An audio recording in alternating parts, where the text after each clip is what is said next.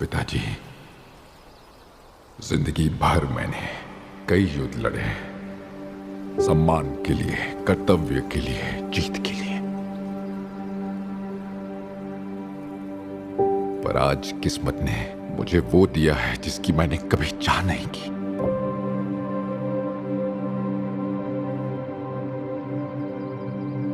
एक बेटी, तूफानों से अनछुई एक मासूम जिंदगी।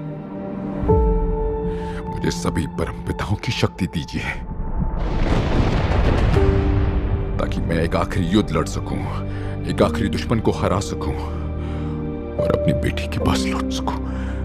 एक योद्धा बनकर नहीं, सुकून बनकर। उसे युद्ध नहीं, शांति का एहसास दिलाने जो मेरे नसीब में नहीं था।